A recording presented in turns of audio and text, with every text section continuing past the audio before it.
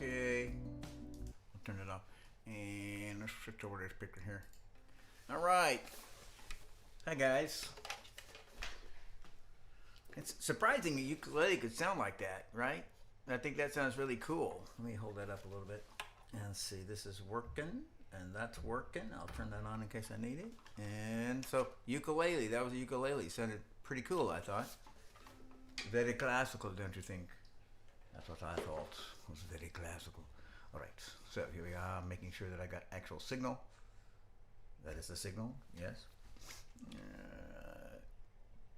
Yes, okay, it's all here. Okay, so hi guys. This is Mark Teaches Music. I'm Mark Black, and I want you to have fun, and I want you to be awesome. And today's the 24th day of August, and this is episode 13 of To Play and Sing at Mark Teaches Music. And in this live stream, I'm trying to answer every question in the world about music, and focusing on, aspects of learning, performing, practicing, your skills that you need, how your personality affects what you do. It could be about being in a band or a choir or an orchestra or concert band or whatever. And so if you want any more information about lessons or anything like that, go to dallasmusiclessons.com. And if you want to contact me, email me at mark@dallasmusiclessons.com and with any questions. You just want to ask me any question, like, where'd you get those glasses? Probably won't answer that one, but okay. So I want you to jump in now and ask me questions and about anything right now. And you can just put them in the chat, and I'll get to it. And I do reserve, of course, the right to say I do not know. So many things I don't know, and some things I do know. And the ones that I do know will actually be the ones I'll answer. I won't answer the ones I don't know, and I'll just say I don't know. And if you like any of this, so you do all the things you're supposed to do. So hit subscribe, hit the button, punch yourself in the face. Please share this and get other people to come, and that'll be a great thing to do. So again, I'm glad you're here and I'm fixing to start. So here we go. 1, 2, 3, go. All right. So the first question I have is, what does playing on top of the beat and behind the beat mean? And is that a good thing or a bad thing to do? Okay. What is on top of the? Okay. So what that means is basically, here's the beat. Let's get a metronome. Here's a metronome. Now we can't vary from that beat. A song we were just playing here a minute ago.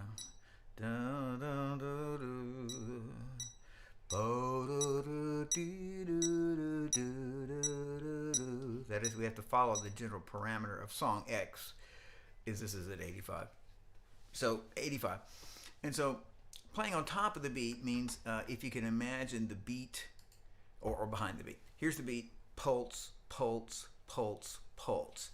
And if, like a magnifying glass, we were to look at that pulse, of course, you're supposed to be right on it, perfectly on it. Da, da, da, da, da, da, da, da, da, da. We're supposed to be, every time it hits, we're supposed to be right on it. But we are human beings. Like, this is a bean. So we're human beings.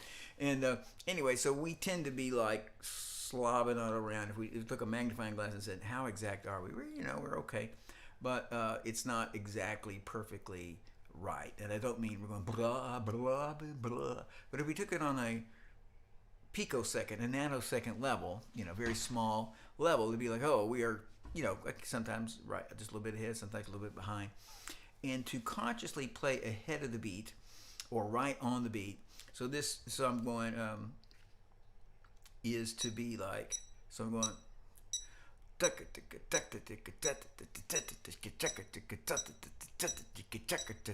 I'm as tight as I can be on that beat and really trying to go faster than the beat, ahead of the beat, except it's really just an emotion or I didn't mean to say that. It's a concept that I'm trying to work. I'm trying to work the idea of being ahead of that beat. And that makes it seem very tight. Why would we do that? Why would we do that? It makes it seem very tight. It makes it seem very aggressive. And then just a comment, playing behind the beat means that I'm waiting, and as long as I can delay that, so I'm going to do that. I was going, I think I sang a minute ago, right? So I was going da da da da da da da da da da da da da, and I'm trying to get right on it and in front of it, really. And it makes things, particularly with faster things and stuff like that, it makes things seem like I said, tight, exciting, aggressive. Those are good words. If I do behind the beat, Count Basie said that swinging is to delay the beat as long as you can and still be on time. So this is the opposite idea. So I'm thinking zat, zat, zat, zat, zat, zat, da, da, da. So I'm trying to be da da da da da da da da da da da da da.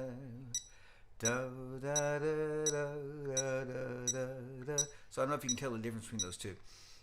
One is like tow, tow, tow, tow, tow, and one is tow. It's almost like beat me. I mean, there's the beat and then me, beat me. It's not that. And I think of it when I'm trying to play, and this is all bad. Not karma.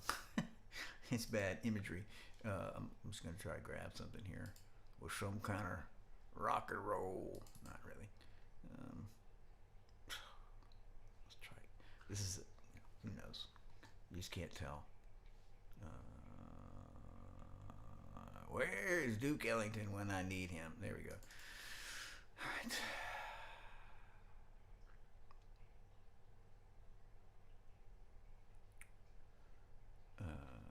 Well, this is not a good song. I mean, it's a great song, but it's not.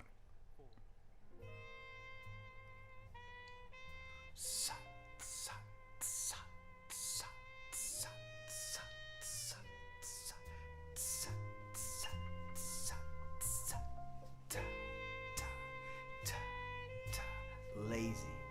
Just get there just in time. And I imagine it's a great song. I wasn't saying the song wasn't good. I was saying it's maybe not the best example. Little Darling would be a great song. But my way I think of it is like I know this is silly, but I think it was a whip. A whip goes out. Let's see, what's my picture look like? Keeps getting cut off here. It's like I start, here's the beat, and I get zut, zut, zut, zut, right at the end of it, when it's almost gone. Anyway, that creates a lazy, relaxed, comfortable feel. And again, usually we're just kind of playing what we're playing. So sometimes you say, this needs to be a lot more intense, this needs to be a lot more aggressive. I'm going to get right on top of that beat, even ahead of the beat.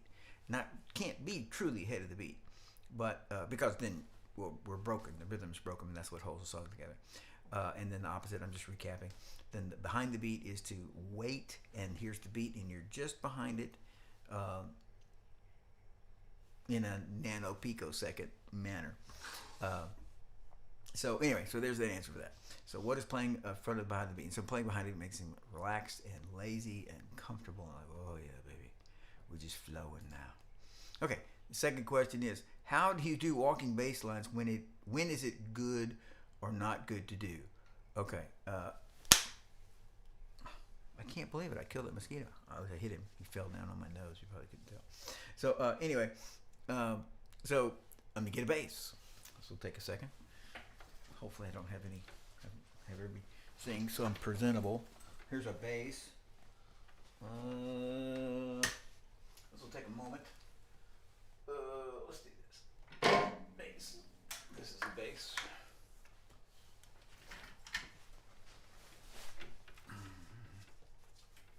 I was trying to, the internet, the copyright censors. I know y'all are all wondering what I think about YouTube's policy on copyright for songs, and it is, I don't mind at all giving people money for their songs. I mean, this is so much money I'm making here, but I do mind them getting all the money for a song that nobody would even be listening to, except for the fact that I'm playing it, or that Rick Beato's playing it. I mean, it's like, okay, what really is happening here is, I'm talking about, like, let's say Rick Beato, when he does those songs, a lot of that stuff he's doing, nobody's listening to, not because it's not good, it's just, millions and millions of songs. So this is to emphasize the unrehearsed nature. Who knew what was going to happen? Certainly not I. Just went to my questions. Where's my little thing with questions? There's my live stream right there. All right, anyway, so my thing on the thing, as far as I'm concerned, the truth on it's like, okay, so 10%, play your song. I'll give you 10%. I think that's fine. But much more than that, it's like, well, nobody was listening to your song, until I or somebody else pulled it up. Let's see, what did that say? A lot of strange names here. I'm fixing to give up. Where's my bass? Need my bass sound. Not here yet.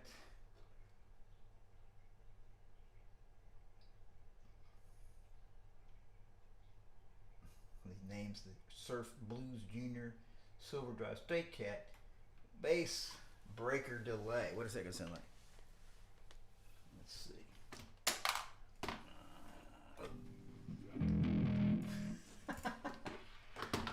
That's pretty funny on my bass. Let's get rid of that.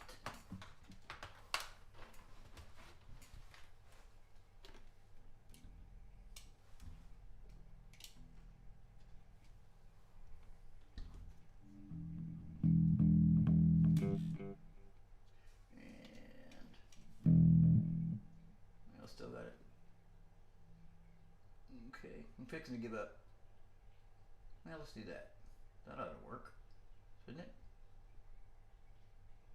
That shouldn't do. Okay, so anyway, try some song. So anyway, walking bass means that you would do things to on basically on quarter notes to make to drive rhythmic interest. So if I was playing, you know, let's take this song.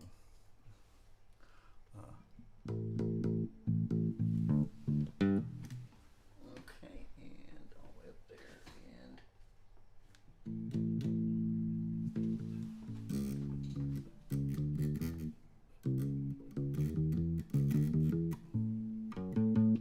okay, I guess you can see this. This doesn't matter. Here's a bass player. Okay, so it's going. This song we were just listening to. Boom. 1, 2, 3, 4.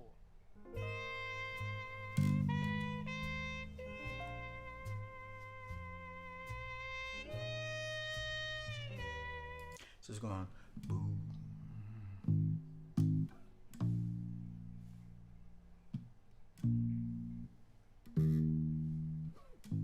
I think I need to adjust the neck on this. What do you think? Hearing a lot of buzzing. So I'm just saying, for example, I can play that song and it'd be 1, fine. 2, 3. Here I'm not walking the bass.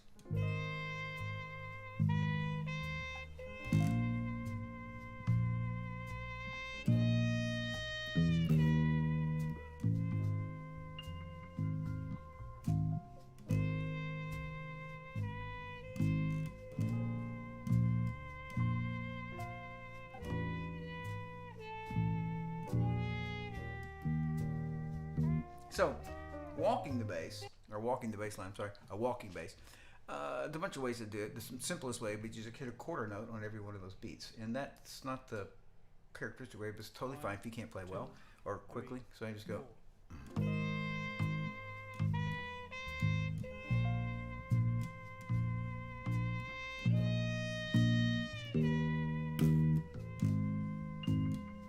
I'm leaving out all kind of stuff I want to play.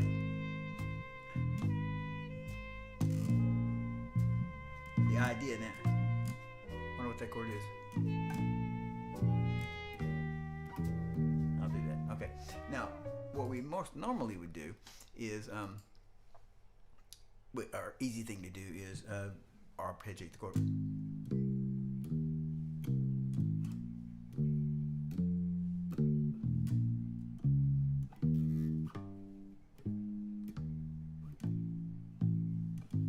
That wasn't complete.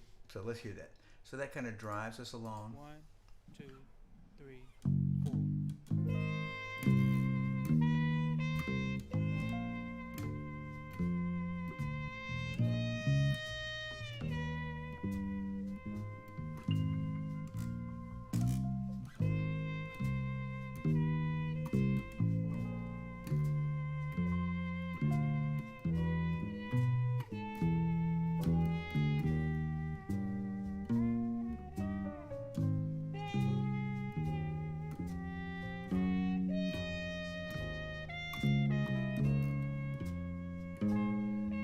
I don't know what was coming up.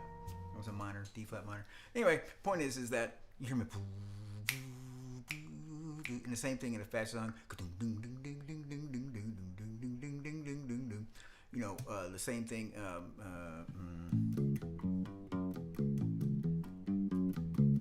probably most commonly we would think of that as a jazz thing, but you hear that like a boogie boogie, whatever. So the bass is playing at least a quarter notes, all kind of different patterns. For example, 1, 2, 3, 5, or 1, 5, 3, 2, 1, 5, 3, 2.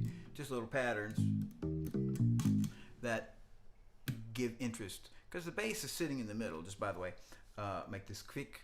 I say the bass is sitting in the middle between the drums. The bass is putting out rhythm like the drums, and the piano or the guitar, the bass is putting out defining chords by what he's playing. So he kind of gets in the middle and says both things. And so I'm going to take this bass off now. So that was it. So walking bass is a great thing to do. It's just that if you were doing a song like the Eagles, Best of My Love. I can't remember what key it's in. Let's see.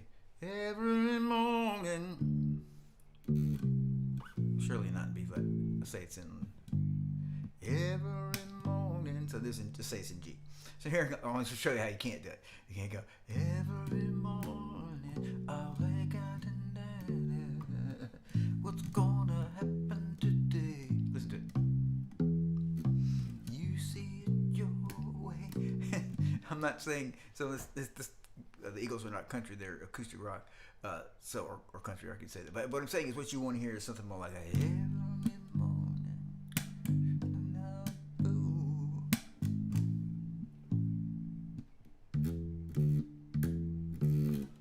you're gonna hear a different kind of sound. You don't want to hey man change the rhythm. You just want kind of a relaxed something different.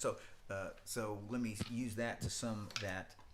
The walking bass will add rhythm, excitement, dynamism to a part. How much depends on what you're doing, how fast you're going, that kind of stuff. But you take something that's kind of relaxed, and by adding a walking bass part, it gets more exciting. Love it, and it's amazing. And I said what I said is that the essential thing is going note per beat or 2 notes per beat, but then we could another step up would be to arpeggiate the chord, and there's all kind of little patterns that guys use. Okay, so let me get my picture back. Yay! Okay, so all right, next question is, what part is the most important part in a rock, jazz, blues, country, R&B band? Okay, now I think this means what instrument. So I'm going to answer it that way. And rock, band. Okay, so let's take a blues band like from Blues Brothers. You kind of get in the middle. So we got some horns. Okay, anyway, so we got a bass, we got drums, we got a bass, we got a keyboard player, we got a guitar player, we have a couple of horns, 3 horns, we got some background singers, and we got a vocalist. And of course we can scale that down, say, oh, this is a this is Stevie Ray Vaughan. This is the every girl crazy about a shop dressed man. Who is that? ZZ Top. There's only 3 people in there, and we scale it up, to its I don't care. It's a full jazz studio band with 25 people. But that would be normal. So out of all those people, if a voice is singing in any group, it wins. So the voice, I'm not talking about me or what you want, or I'm not being mean. I'm saying it doesn't matter what you want or think. And you think, man, you're a guitar player. You go, that guitar player, oh my God, he's incredible. And you go, or you're a sax, let's say you're a trombone player. You listen to the trombone, you go, you're like, how does he do that? He's amazing. The bass player, oh, he's so fascinating. He's incredible. Why? He's everybody who's not the instrument that you like is listening to the singer. Singers always win. If any voice is being sounding, then people are listening to that voice. So you need to remember that if you're not singing and you funded the band or you're the world's greatest guitar player, not saying that in a negative way, what I'm trying to say is that just remember that people are looking to listen to that voice. So the most important thing is the voice. Now, if we get rid of the voice, becomes immediately very difficult to say. So, are you saying? Is the question? How does the band exist? What could we take out and still have a good sound? Well, of course, you could come down to really just a guitar or just a piano. And I'm trying to not sneeze on YouTube Live. Wouldn't that be terrible? So I'm just saying. So we if we had to pick one thing, one instrument, it'd be one of those two instruments because they make chords. Now the bass makes chords, but they're not chords; they're parts of chords. And so the bass, you could do the mandolin, you could do the ukulele, because the guitar, not the bass, but that are able to play multiple notes at the same time. That would give us a good example. And let's say so we got one of those two, and they're able to provide rhythm through the strums of the pattern. And if we're going to add something, what would you add? Well, you probably would add well, let's see, probably add a bass. Would probably be a good thing to add. What happens when you have a bass and a piano? I mean, and not a bass and a piano. I mean, have drums and bass.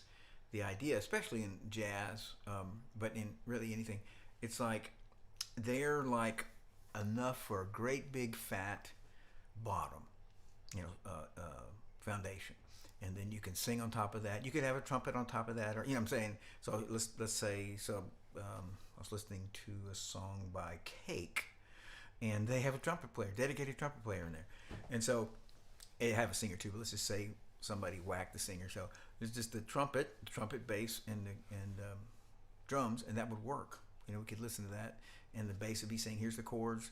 The two of them, the bass and the drums, would be saying, "Here's the rhythm," and the trumpet would be playing his thing. And I just want to comment, just by the way, which is my thing, is that at the same time to notice that when instrumental music, because it doesn't have words, it doesn't have lyric, it doesn't have a "I love you and think you're great," or it doesn't have snarky lyrics like Steely Dan, or sad lyrics, or happy lyrics. It has no information, and so, which I love instrumental. I mean, that's my start. So there's nothing about it wrong or anything at all. It's just that, in any sense, as amazing, awesome music, I just want to comment that it's missing an element that a voice has. So, and as an example, what I'm trying to get at is, so for example, if you play a song, let's say you did "I've Been Waiting for a Girl Like You," just pop in my head. I've been waiting for a girl like you, and you played it on the guitar, played it on the ukulele. Let's see what kind of.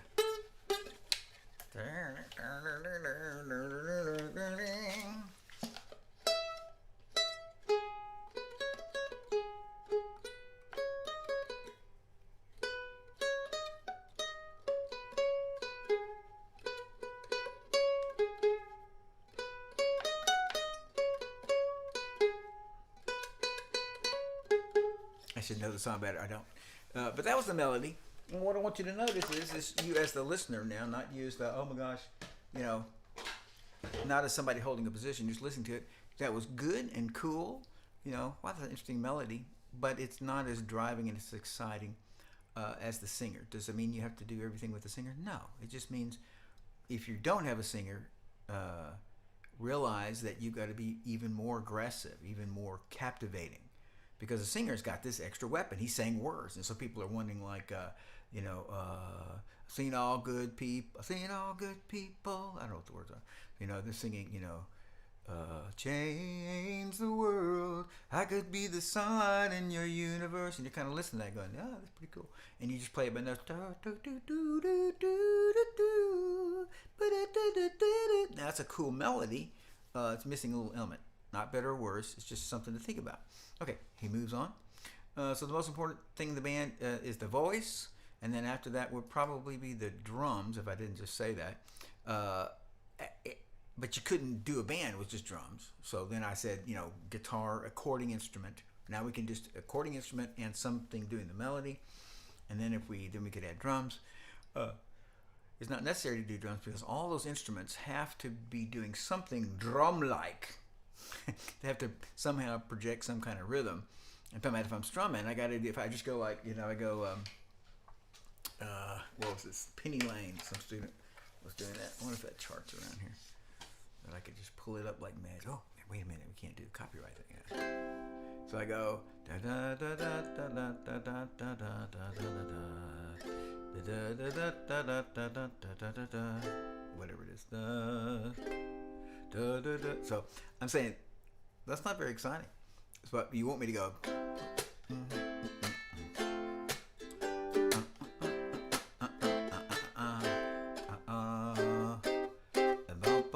You want me to do this? You want me to give you some rhythm? So we got to have rhythm. Rhythm's exciting, and and that's actually the most important thing. Well, my computer's freaking out. Didn't like that. Okay, where'd it go? Where'd it work there? Do do do do do do do do do do. In the pouring rain, very strange. Just undid everything I did for the last 2 hours. Okay, I think I'm back. That'd be nice. Okay, so all right, walking miscellaneous parts once more. All right, and how much should I practice with my karaoke, and how much with the original vocal? Okay, this is a vocalist question. And I feel like I've answered it in one of the others, but I don't. I can't tell. So anyway, so what it is here's the original, and here's the karaoke. Now you must, if you're working on your voice, you must. Not talking about going to a karaoke bar. I'm saying you must sing with karaoke, or you play the guitar, you play the piano. There's no accompaniment from a recording, because you're not really singing. So if you're just singing with the original, then you're singing with one of the world's greatest singers, and he's taking up all your slack, or she's taking up all your slack. And every time you can't really hit a note well, she sings it. And every time you can't do a lick well, he does it. And you're like, I'm pretty cool. So you have no actual idea of what you're really doing, good or bad. So, and I don't mean as an assessment standpoint. I'm saying you will find out when you suddenly go without the, you go to the karaoke bar, or you go sing in a concert or whatever thing, and you discover, well, I actually don't sound, I sound like a fifth as good as I did when I was singing with that person. So I'm saying we must sing where we are the only singer to develop our voice and to sound real. So here's our karaoke with nobody there except the band. The vocal is provided by you. How much do we do with the vocal provided by you, karaoke? How much do we do with the vocal is provided by recording, and you are singing with the recording is helpful. So what it is when you first start, you either, if I said, well, let's pick the song Stand By Me. When the night is, we started singing that, and you started singing that right now, you say, I know that's darling, darling. But what you discover if you actually started singing it is you get past the hit, one line in the chorus, and you be kind of like, I don't know what the words are. I don't actually know what he's saying. So how does he start it? When the night. What's the next word? What's the melody? And the noon that I think I love you. I don't know exactly. I've sung it. I performed it several times in my life. In the last 45 years. Anyway, point is, we don't know the details of songs. So we're listening to the original with the guy to first off to discover what the notes are. Then we are listening to it to see, and we're singing with it, and we're like, am I hitting those notes? Am I doing a good job? Can I do that? Wow, he went really high. Wow, she really did a cool thing. Can I do it? What is that? So you're discovering things that you need to do, and you're learning them. So in the beginning, the very beginning, except at the first week of a song, you would spend most of your time with the karaoke, and maybe one time a day, like let's say 20 minutes with the you're listening to the original. I'm sorry, I said that backwards. You're listening to the original. Here's the original. You're the original. So we're listening to the original and singing with the original, but you're very careful. You're listening. Am I singing it right? Did I really hit that note? And one time maybe with the karaoke, that's just you, and you're going and you're discovering, oh, I'm actually not hitting those notes well, or right here, this is a bad place. And then the next week, here's the original. Again, the guy singing. And the next week, you spend a little less time with the original and a little more time with just you. And the next week, you'd have even less time with the original and even more time with just you. So we're switching from lots of the original, very little just you. 2, slowly, very little or no original, bad original, go away. And lots of just you. Because, of course, in the end, it is just you. And just to comment, everybody's always like, I want to be me. I want to express myself. I want to, I want to develop my own voice, which is a great thing. Except that you generally, almost everybody can never develop their own voice unless they do what other people have done. So since that song that you're singing is probably done by a famous rich person, who could, they became successful, and you ain't. What you should start with is let me sing what they did. Let me sing the way they did. Let me get their licks. Let me get their range. Let me do that. And when I can do that, and I'm talking about in every single song, you say like, okay, when I can do it pretty good, 95% what they did, I mean, I'm nailing it, bang, bang, bang, then you can add your cool, unique things, as opposed to what most people who are focused on, I got to be original, I'm not being rude by this, but I'm saying a little grain in there is like, I actually can't do what that guy, just make sure, let's say it this way, make sure it's not because you can't do what he did, you can't sing like Mariah Carey, so you're doing it your own way, so start by trying to do as much of what that new person, that's just feeding you, it's just feeding you ideas. Wow, that was so high, that was so fast, how did he do that? How did he went from his head, what was that? It's 100 years. That head voice to chest, you hear that and you go, man, how does he do that?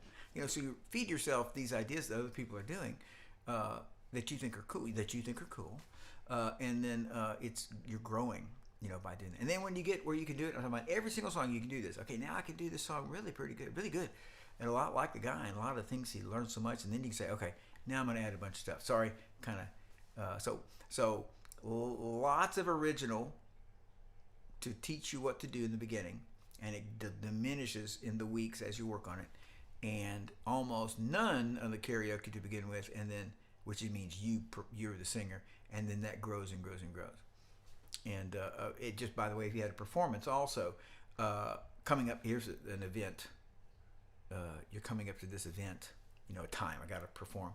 So as you're coming, the same thing with the original. Here we are. Here's the original usage coming up to the event, and the original usage is going to be gone a week or 2 weeks. Let's do it as a percentage. 20% of the time between now and your performance. It's like, man, the last significant amount is just me. Nobody knows what Benny King did.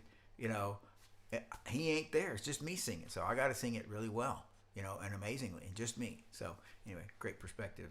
Yes, thank you. Okay, so what is the worst performance mistake? The worst performance mistake is, everybody's taking lessons with me knows what this is. Stopping. The worst thing you can possibly do. Oh my gosh. Don't do it. So what was I doing a minute ago?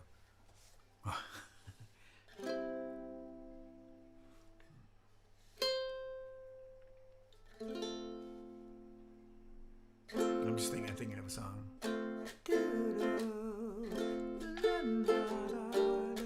That's not how it goes. Listen to my song. I'm making up a song, kind of. So here's the song. I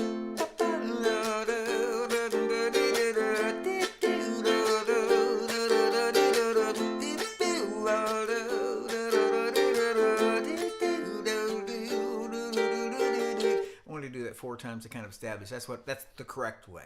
Okay, so here I am working on the song, performing the song. So here's me. Now I'm going to make 2 kinds of mistakes. First mistake is going to be a pitch mistake. Now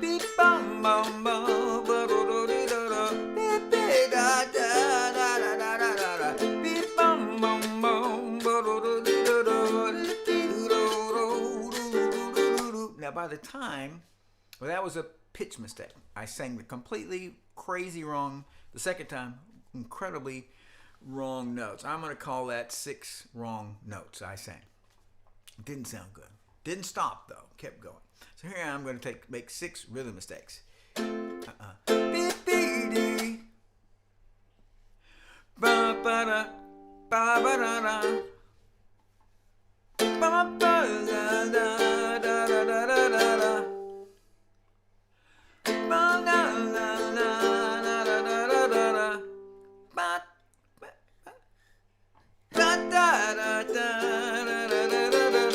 actually 5 rhythm mistakes, less mistakes. So I made 5 rhythm mistakes at the end here. In the beginning, I made 6 pitch mistakes. I sang 6 pitches wrong, but I did not stop. Made no rhythm mistakes. Made 6 pitch mistakes. That time, I made no pitch mistakes. I sang it. Every single note was correct. Every chord was correct. But what was incorrect was my timing. I stopped 5 times, and it destroys the song. So I go like, I go, Amazing Grace, how sweet the sound that saved. So I made 1 pitch mistake. Now I'm going to make a rhythm mistake. Amazing Grace, how sweet. So it destroys the song. It's like a shot to the head. So do not stop. Now, I want to say, you're working on a song, you can't play it well, you can't sing it well. You're not sure what you're supposed to do, or how do you fix it? Slow it down. Way, way down. Amazing grace, how sweet. If you're performing it. Now, to fix that in terms of working on it, you would say, where am I pausing? And you'd play either the measure before and the measure after, or the 2-3 beats before, 2-3 beats after, and slow down to fix that connection.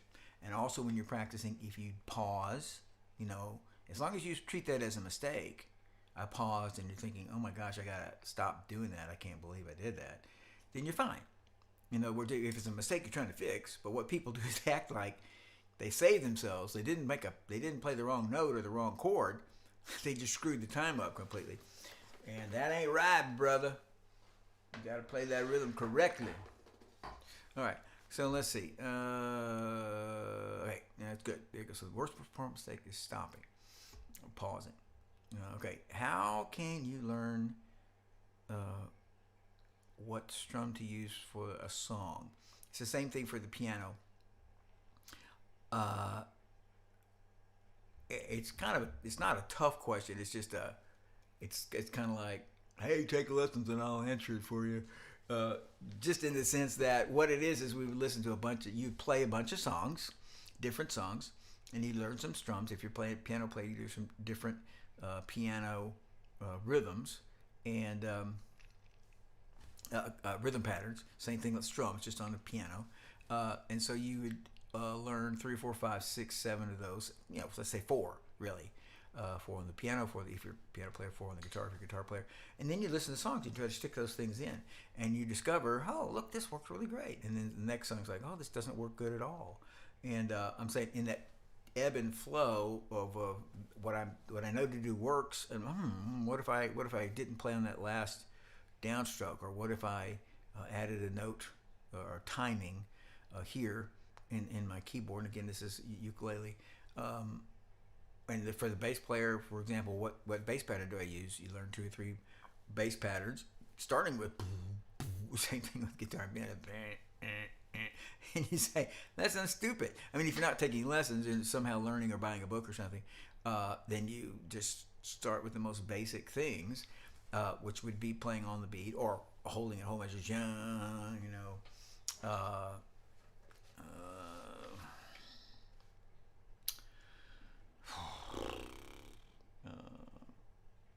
I can't think of a song. Some song. Let's just play the song like this. So here's the song goes. Well, I'm doing some kind of a rhythm, right? So let's say you don't know how to do it. You go 3, 4, 2, 3. Your alternate would be 3, 4, 1. The opposite. So I'm doing a 1 every beat, and the opposite in terms of tension or fullness would be 1. So you say, which of those 2 works better? It depends on the song. If you're singing, there's a lady who's sure all the glitters, that would work fine, actually. It all depends on the song. But anyway, so the point is I was trying to pull up something, some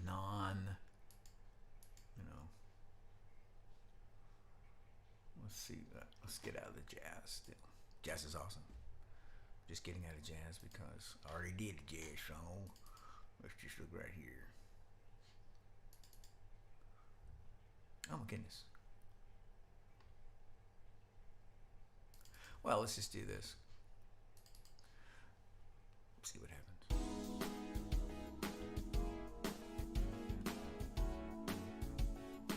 So you try your little thing.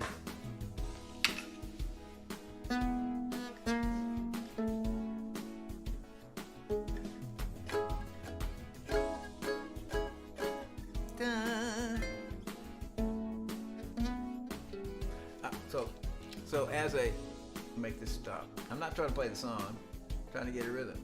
So you hear that, so how do you're thinking, well, how do I do that? What do I do? And of course, your answer is not, or could be, what exactly, if you're a bass player, what did that bass player do, or piano keyboard player, what did the keyboard player do? What was your guitar player? If I was a guitar player, what would I do? That's exactly what the guy did. Let me do that. That's a learning tool. Now, if you take it as, I cannot play a song unless I learn what the other guy did, that means that you can never do anything original. You can never make up something. You can never fly by the seat of your pants. I've never heard this song before, so I'm making something up. You can never do that if you have to hear and master what the other guy did first. So no, you're listening and trying to do what the other guy did, if you chose that,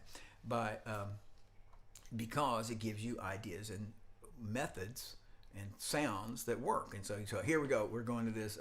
So we're doing the song, and I'm going. So if I go ba na na na ba,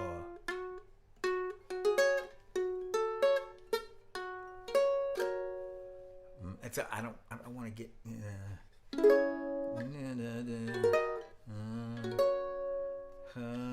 I don't want to. So I'm just saying. Let's take these two chords. So I go. Which works better, this one or this one? Okay, Stevie, lay it on me, baby.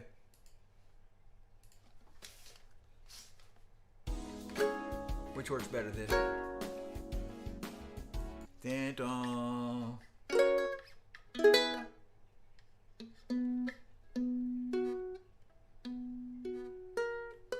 Oh, yeah. So,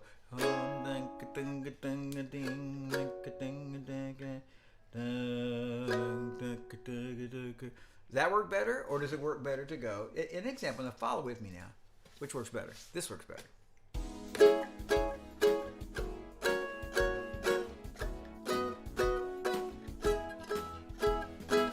Is that perfect? No. It's not even that good, but I'm trying to get you to see you got some things you can do, even if you got them out of a book, or you only know 3 strums, you got them from yourself or whatever, or a teacher told you, and then you start saying, well, what can I do? Now, for this particular thing, we would do the choke, and of course, from time to time, you will run into things you never entered your head to do, and in this particular case, it would be the choke. So this is actually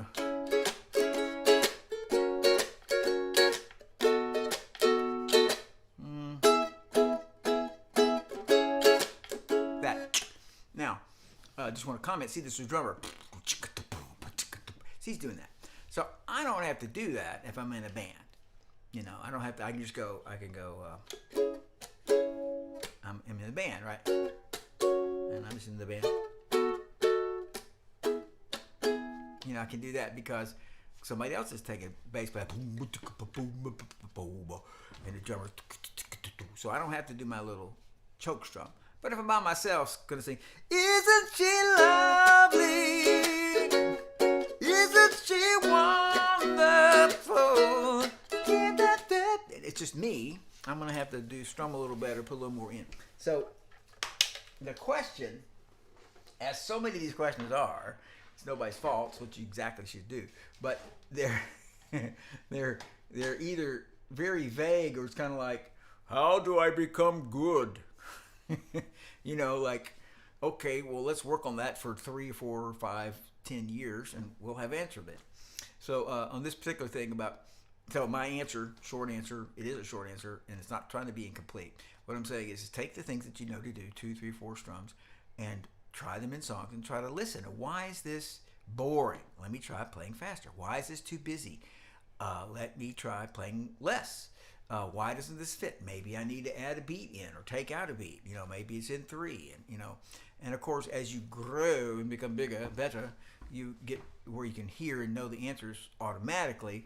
But as a start, that's a good start. I wanted you to see how I just want to say I did two things with Stevie. I just randomly I clicked my R&B section, and there that was. I just pulled it up. So it's distracting to you guys when I'm not sure what the chords are. But you know what to say. We got the spontaneity of me trying to figure out how to strum. But I was showing you, I went va, va, va, and we would feel like, well, that's not very exciting. So then I went to dun, dun, dun, dun, dun, dun. What did I do? I identified that it was kind of weak, kind of not aggressive. So let me just double it. Actually, indeed, I tripled it. So I was going one. I was saying just one time. So I said, let me quadruple it. That sounded much better. I'm saying you notice that. That sounds a lot better like that. And you're still not perfect. And then we get a little deeper into it. It's like, well, that little and so just by the way, if you didn't know the choke strum, you could have gone, and this is the same thing on piano. Turn the piano on. Piano. Awaken, piano.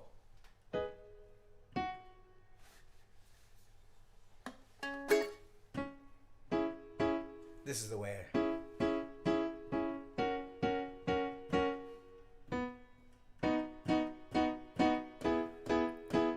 Now, I'm not saying that's great. Here, I'm going to finish right now. I'm going to play this again. Did I turn him off? Stevie, come back. I just want to show you. Remember I was saying, so let's say you can't do that. Or what is that doing? So I'm going to do it. Show you. This is what you would do. Watch. It's going to be amazing. Except I don't hear anything. Except for that. It's amazing.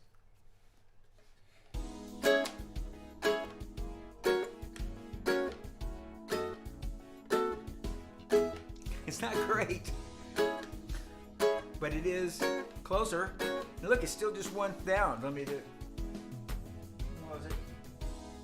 No, it wasn't.